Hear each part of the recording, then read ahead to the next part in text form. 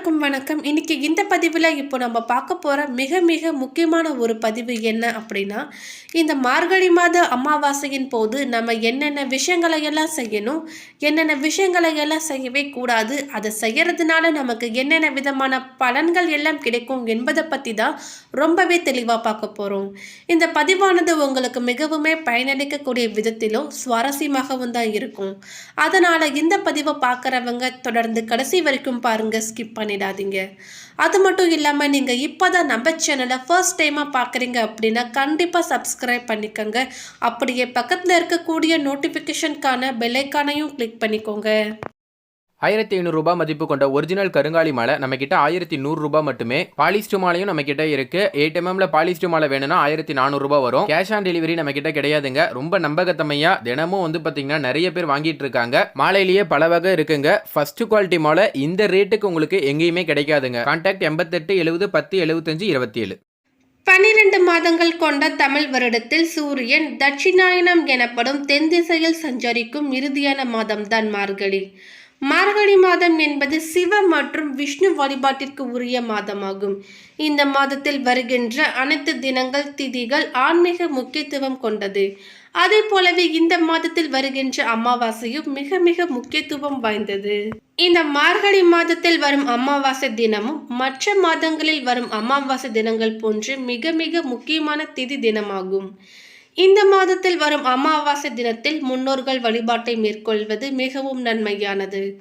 மார்கழி மாதத்தில் வரும் அமாவாசை தினத்தில் முன்னோர்களுக்கு, குறிப்பாக எதிர்பாராத விதத்தில் மரணித்த முன்னோர்கள் அல்லது உறவினர்களுக்கு திதி தர்ப்பணம் போன்றவற்றை தருவதாலும் அல்லது அவர்களை வழிபடுவதாலும் அவர்களுக்கு பெருமாளின் வைகுண்ட வாசம் பாக்கியம் கிடைக்கும். மார்கழி அமாவாசை தினத்தன்று காலையில் குளித்து முடித்து ஆற்றங்கரை அல்லது குளக்கரையில் மறைந்த உங்கள் முன்னோர்கள் உறவினர்களுக்கு திதி தர்ப்பணம் தரலாம். இப்படி தர்ப்பணம் தர இயலாதவர்கள் அன்றைய தினம் உங்கள் வீட்டிலேயே முன்னோர்களை வழிபட்டு எள் கலந்த சாதத்தை காகங்களுக்கு தரலாம். மேலும் இந்த அமாவாசை நாட்களில் உடலில் உள்ள காந்த அலை சக்திகள் அதிகளவாக தொழிற்படுவதன் காரணமாக உடலில் அதிகளவான உணவுப் பொருட்கள் இருந்தால் அந்த சக்தி உடல் முழுவதும் பரவாது என்பதனால் இந்த காலங்களில் அதிகம் உண்பதை தவிர்த்து விரதங்களை அனுஷ்டித்து கோவில்களுக்கு சென்று வருதல் வேண்டும். அமாவாசை நாளில் அதிக நேரம் உறங்குவது கூடாது. இது உடல் ரீதியாகவும் மன ரீதியாகவும் சில துர்விளைவுகளை நமக்கு ஏற்படுத்தும். வாசலில் கோலம் போடுவதனையும் தவிர்த்து கொள்ள வேண்டும். ஏனெனில் இந்த நாளில் முன்னோரின் ஆன்மாக்கள் நமது வீட்டை நோக்கி வருவதனால் கோலம் போடுதல் கூடாது. அமாவாசை தினத்தில் யாரிடமும் கடன் வாங்கி விடக்கூடாது.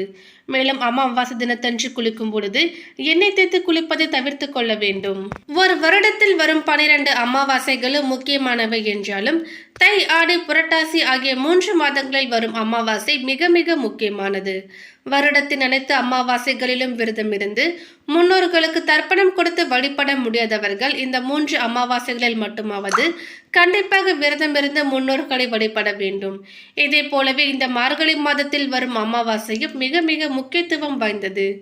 தெய்வ வழிபாட்டிற்கு உரிய மார்கழி மாதத்தில் வரும் முன்னோர் வழிபாட்டிற்கு உரிய அமாவாசை பலவிதமான தோஷங்களில் இருந்து நம்மை விடுவிக்க கூடியது.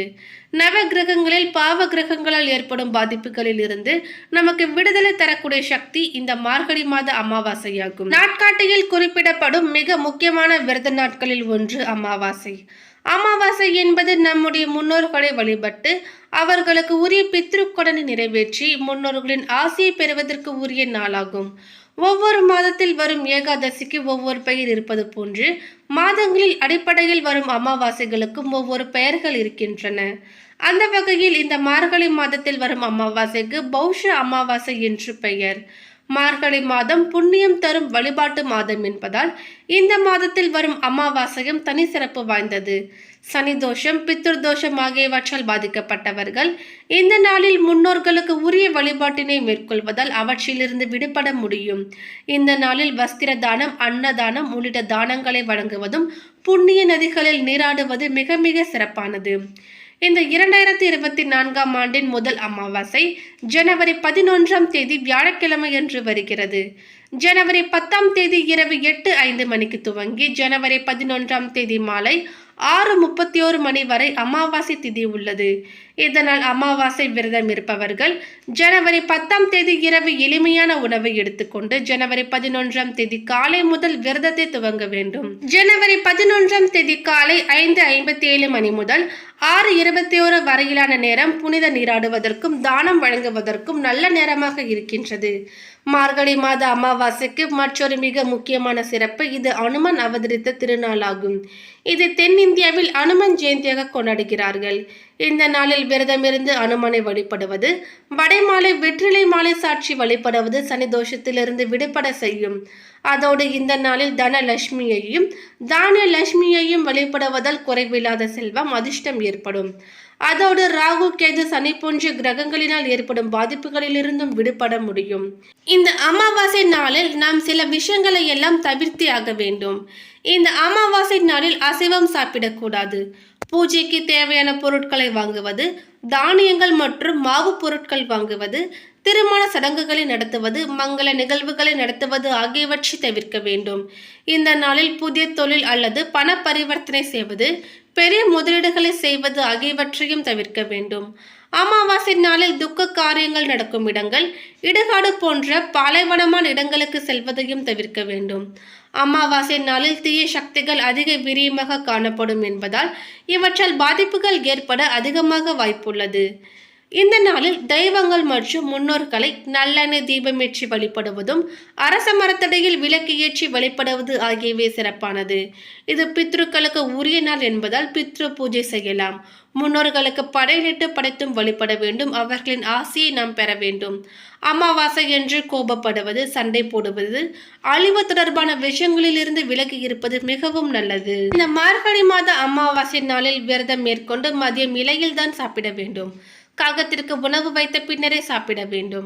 அமாவாசை நாளில் நாம் செய்யும் ஒவ்வொரு வழிபாடும் நம் முன்னோர்களுக்கு போய் சேரும். அவர்களுக்கு சேரும் புண்ணியம் யாவும் நமக்கு வந்து சேரும். நமக்கு மட்டுமின்றி நம் சந்ததிக்கும் வந்து சேரும். வருடத்தில் எந்த வழிபாட்டை வேண்டுமானாலும் செய்யாமல் இருக்கலாம். ஆனால் இந்த முன்னோர் வழிபாட்டை மட்டும் ஒருபோதும் செய்யாமல் இருக்கக்கூடாது. மாதுர்காரகனாகிய சந்திரனும் பிதுர்காரகனாகிய சூரியனும் ஒன்றாக இணையும் காலமே அமாவாசை. அந்த தினத்தில் மறைந்த முன்னோர்களுக்கு திதி தர்ப்பணம் செய்து உணவு படையிலிட்டு அவர்களின் ஆசை பெறும் பொழுது நமது பாக்கியஸ்தானம் வலிமையடையும். இதன் மூலம் திருமண தடை, குழந்தை பிறப்பு தாமதம், வறுமை, நீடித்த நோய், கடன் தொல்லை போன்ற பிரச்சனைகள் நீங்கி கர்ம வினைகளுக்கு நாம் பரிகாரம் தேடிக்கொள்ளலாம். நம் பித்ருக்கள் சக்தி நிறைந்தவர்கள். அவர்களது ஆசிர்வாதத்தால் புண்ணியமும் செல்வமும் கிடைக்கும்.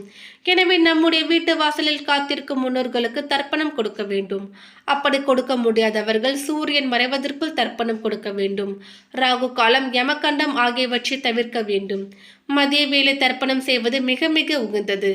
தர்ப்பணம் கொடுக்கும் பொழுது தங்களின் கோத்திரம், குலதெய்வம், 3 தலைமுறையின் பெயர்களையும் சொல்ல வேண்டும். அமாவாசை நாளில் யாரெல்லாம் பித்ருக்கள் என்று சொல்லப்படும் முன்னோர்களை, பெற்றோர்களை முறையை வழிபட்டு வணங்கி ஆராதிக்கிறார்களோ அதனால் கிடைக்கும் பலன்கள் மொத்தமும் அவர்களுக்கு மட்டுமின்றி அவர்களது பிள்ளைகளுக்கும் போய் சேரும். அமாவாசை நாளில் காலையில் தர்ப்பணம் செய்ய வேண்டும். காலை உணவு எடுத்துக்கொள்ளாமல் இருக்க வேண்டும். பின்னர் நமது முன்னோர்களுக்கு பிடித்தமான உணவை இலையில் வைத்து அவர்களின் படங்களுக்கு பூக்களிட்டு குடும்பத்துடன் வணங்க வேண்டும். பின்னர் காகத்திற்கு சமைத்த உணவு அனைத்திலிருந்தும் கொஞ்சமாக எடுத்து வழங்க வேண்டும். இதன் பின்னரே இலையில் உணவு சாப்பிட வேண்டும். முக்கியமாக முன்னோரை நினைத்து 4 பேருக்காவது அன்றைய தினம் உணவு வழங்க வேண்டும். இது இருப்பதிலேயே மிகப்பெரிய புண்ணியமாகும். இந்த நாளில் நாம் நம் முன்னோரை நினைத்து செய்கின்ற எல்லா காரியங்களும் மும்மடங்கு பலனை நமக்கு வரவழைக்கும். மாலையில் அவசியம் விளக்கேற்ற வேண்டும். மீண்டும் குடும்பத்தினர் ஒன்று சேர்ந்து நமது முன்னோர்களையும் இறைவனையும் வணங்க வேண்டும். அதே போலவே அமாவாசை அன்று இரவு தர்ப்பணம் செய்த கணவருக்கு டிஃபன் உணவு தான் கொடுக்க வேண்டும். மேலும் இந்த அமாவாசை தோறும் ஒவ்வொரு வீட்டு வாசலிலும் முன்னோர்கள் நின்று கொண்டு ஏழ் தண்ணீர் பெறுவதற்காக காத்து கொண்டு இருப்பார்களாம். அதனால் அன்றைய தினத்தில் நம் வாசலில் கோலம் போடுவதை தவிர்க்க வேண்டும். முன்னோர் வழிபாட்டிற்கு உகந்த இந்த அமாவாசை தினத்திலும் வீட்டு வாசலில் கோலம் போடுவதை தவிர்க்க வேண்டும். முன்னோர்களை வழிபட்ட பிறகு தெய்வ வழிபாடுகளை தொடர வேண்டும் என்பதால் அமாவாசை தினத்தில் வீட்டு வாசலில் கோலம் போடுவதில்லை. மேலும் அமாவாசை வழிபாட்டில் காகத்திற்கு முக்கியத்துவம் அளிக்கப்படுகிறது. அன்று காகத்திற்கு சாதம் வைத்து சாப்பிட்ட பின்னரே அனைவரும் சாப்பிடும் பழக்கம் நடைமுறையில் உள்ளது. சனீஸ்வர பகவானின் வாகனமான காகம் யமலோகத்தின் வாசலில் இருப்பதாகவும் அது யமனின் தூதுவன் எனவும் சொல்லப்படுகிறது. காகத்திற்கு சாதம் வைத்தால் யமலோகத்தில் வாழும் நமது முன்னோர்கள் அமைதியடைந்து நமக்கு ஆசி வழங்குவார்கள். மேலும் இந்த தகவல் உங்களுக்கு பிடித்திருந்தால் லைக் பண்ணுங்க, ஷேர் பண்ணுங்க. இது போன்ற பல முக்கியமான தகவல்களை நீங்க தெரிஞ்சுக்கணும்னா எங்க சேனலை சப்ஸ்கிரைப் பண்ணிக்கோங்க.